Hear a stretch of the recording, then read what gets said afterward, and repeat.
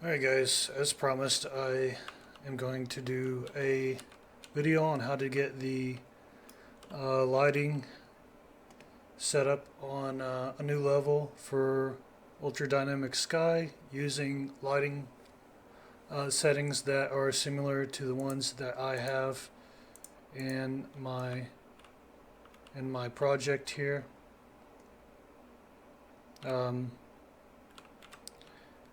Now, granted, it's still going to look somewhat bright from certain angles on the trees, but I was okay with this. I thought this lighting looked pretty decent. So let me go ahead and show y'all how to do that. So I'm assuming you already know how to add, or you know how to add stuff to your project. So add ultra dynamic sky. If you don't have real biomes, that's fine, just use some other tree asset. Go into project settings, type in distance filled, and check generate mesh distance filled. It'll ask you to restart. Go ahead and restart. After that's done, we're going to create a new level. We're going to call it UDS Lighting. If you don't have this levels menu over here, go to window and levels. After you've done that, go ahead and add this. It'll turn blue. When it turns blue, that means that's the current selected level, and anything you add into the scene will be added under that level. So if it's not blue, just right click on it and select make current. Also right click on it and go to change streaming method and go to always loaded. Otherwise your lighting will be black like that whenever your level starts. So for now I'm just going to leave this other lighting level on so I can see in here. If you can't see, that's fine. Just go to Ultra Dynamic Sky, go to Blueprints, and drag out your Ultra Dynamic Sky and then your Ultra Dynamic Weather.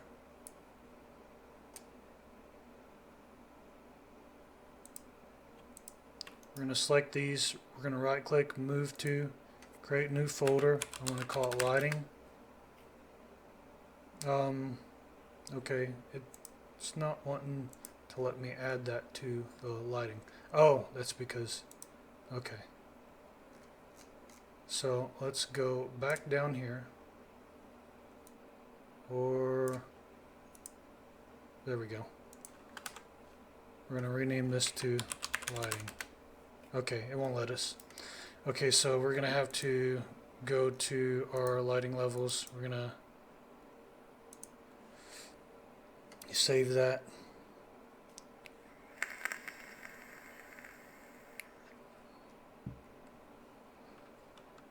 If you get this where there's nothing in here, just right click and create a new folder. Don't name it, and then reload it and it'll fix it. It's some kind of bug, I guess, with Unreal Engine 4.27. At least I'm assuming that's what it is, and I shouldn't have zoomed out like that. Oh well. Okay, so we're going to rename this to lighting now. There, now it'll show up under the lighting level, or lighting folder, I mean. So I'm going to reload this other map. I'm going to select the dynamic weather, and just for this I'm going to select clear skies. And you can see it already looks pretty decent. So, I mean, you can just go with this lighting if you want. In my opinion, I think it's too dark in the right here. So let's see. So we're going to select our ultra dynamic sky, and rather than okay, now let me go ahead and get this out there. So you can go down to component selection and mobility, and you can select your lighting, your custom lighting, and you can change this to use custom actor. Otherwise it won't otherwise it'll still use the built-in one and you'll have two of them running at the same time. You don't want that. You can do that for the sunlight, for the directional light right here under sunlight, directional light for moonlight, a skylight for your skylight, and a height fog or an exponential height fog for your height fog. And you remember you have to change this from use built-in component to use custom actor, or it won't do nothing. It won't make a difference. So the first thing we're going to do here is, let's see, we are going to go to sun under here and we're going to adjust its source angle. I used something like 2.04, and you'll see you get a slightly softer shadow on some of these. You can play with that. Maybe that makes it look ugly for your scene. It depends on your trees and how their surface scattering is set up. We're going to come down here. We're going to turn on light shaft bloom. Light shaft bloom is what allows that right there. And you can turn this up to make it brighter, or turn it down to make it darker. You can use this threshold to adjust how much light, I guess, is let through. And then you can adjust the max brightness like so, something like that. That's all up to you how you do that. Light shaft occlusion will make it so that it occludes everything else from the light shafts, so that you get that. You only see the light shafts. You can use that if you want. That's up to you. So now I am going to set my cascaded dynamic shadows, dynamic shadow distance, movable light. I'm going to set this down to 10,000 actually.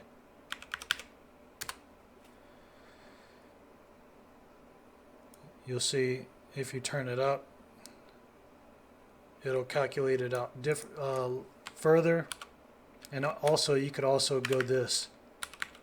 You could go higher than it lets you by default, but it's not recommended. That's why they clamp it to 20,000. But you can go higher, but you're going to get more of a performance hit. I used 10,000 for mine. It's a forced, so for the most part that's not really going to be a big deal. And I turned the dynamic shadow cascades down to 2 from 3.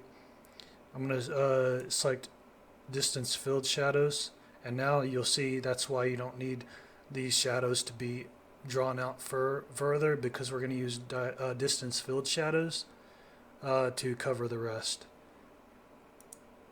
Now under here I'm going to change this distance filled trace distance to 2,500. And that makes it so the shadows aren't quite so dark. You'll see, aren't so thick.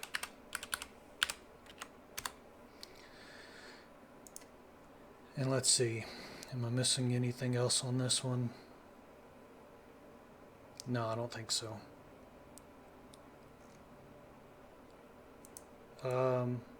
See, you can turn up that fade distance if you want. It doesn't really make much of a difference. Now we're going to go to height fog. So like if you're using the pine forest one, that's they use this value for the light function, but you don't have to. It's not that much of a difference. You can't even tell really. So under height fog, let's see. There's something I need to change under here.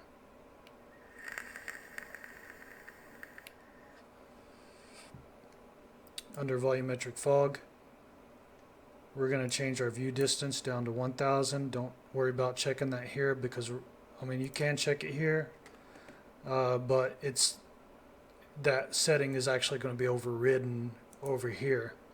That's why I say don't worry about it. So I'm going to change all the skylights here, the real-time capture based one, to OCM multiply under distance field ambient occlusion. I'm going to do it for all of them, just for brevity's sake. Now we're going to, let's see, we need to find our cube map. Real-time capture skylight replacement. No, that's not it. Type in sky space light. Right here, skylight mode needs to be cube map with dynamic color tinting. Now you'll see it has a slight tint to it.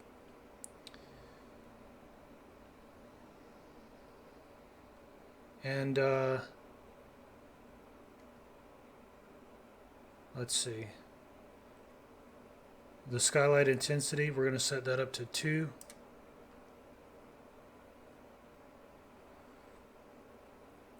Now let's see, fog.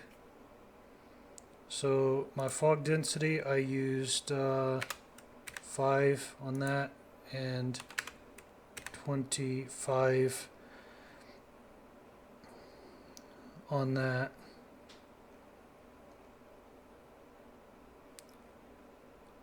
And then I think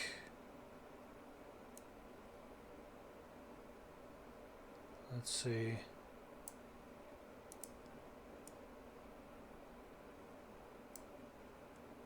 I think it's my clear height fog fall off, is it?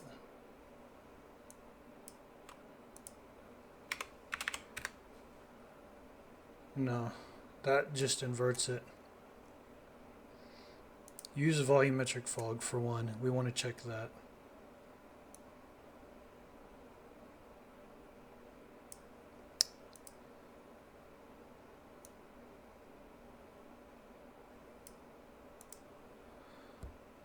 Let's see here. What am I missing? Is it my fog density distribution? This kind of lags a little bit, as you can see. Let's see. I'm missing something here. Give me a second. I'll be right back. Alright, yeah, sorry about that. So down here, your scale fog density, it's 1. I set it to 0.001 on mine.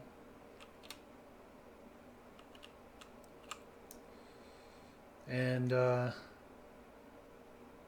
yeah, so there's that.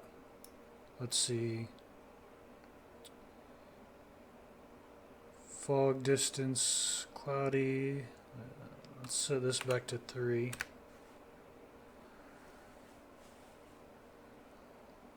Let's see.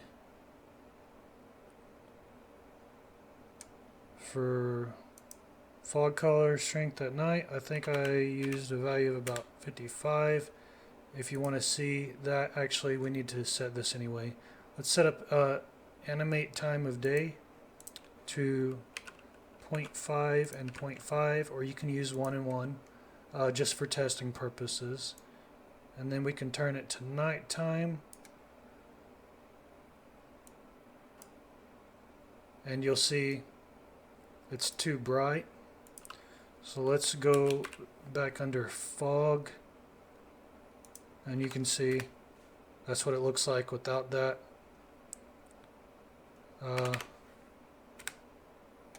I like it to look a little foggy at nighttime. Don't worry about the lighting. We're going to fix that.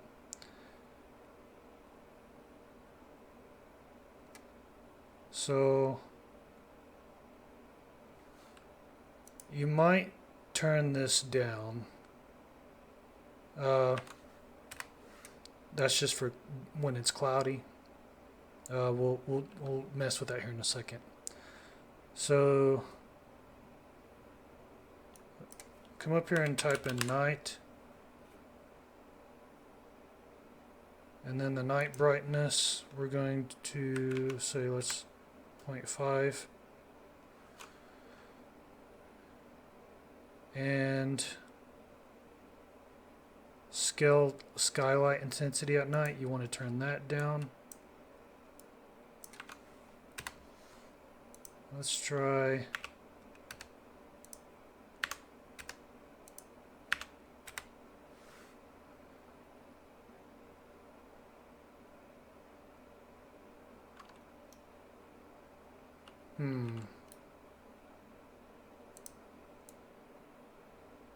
So if you turn it up, it gets brighter. If you turn it down, let's try, there we go. So I found that the skylight intensity, a low skylight intensity works well. And then, so you have to get it dark, you have to scale the skylight intensity at night down, but you also have to scale the night brightness down as well. So that might be a little too dark. It's up to you. You can go higher if you want. Let's try 0.4. That's, I'm going to say 0.3. That's probably about right. Let's go over here and go to game view. Let's mess with these stars. Let's say, actually let's check the light shaft. I do want a light shaft on the sunlight. I probably don't want one on the moon, as you can see. But you can make one on the moon if you want. That's up to you. We're going to do star intensity. We're going to turn that up to 1.9. You could turn it to 2 if you want. Let's see. Don't worry about how bright it is right now. We're going to turn the star tiling to about 5.5. I think that looks a little bit better. And then let's see, there's another one called light pollution. I'm going to give it a little bit of light pollution here, and you'll see the stars get a little dimmer, and I think that looks good.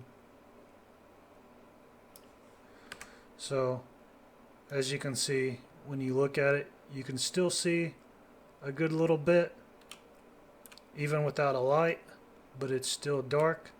You can make it darker if you want. That's all up to you. All you have to do is set the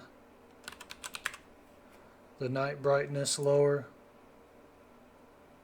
As long as you got the scale of the skylight intensity at night down, then you shouldn't get any glowing of the trees. Again, if I just go up to 0.1, it doesn't really seem to change anything. Let's see. If I use their default values of 0.35, yeah, that's probably ideal. So you probably don't need to change the scale of the skylight intensity at night if you don't want to. But you might need to if you want to get it darker. I don't think that's necessary. As you can see, that's pitch black at 0.1. 0.2, that's fairly dark. I think that's good. You can go lower if you want. That's pretty much it. So let's go ahead and Alt P, and we will check this out over here. There goes the moon. Here comes the sun, sunrise. The colors are a little washed out. I haven't really played around with that much yet, but it's mostly washed out for the ones at the distance. That's fog, so you can adjust your fog if you want to try to get it to look better.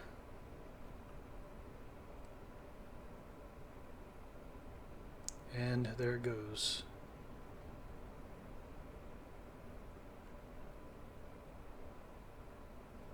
Also, if you think it stays a little bit too bright at nighttime, there's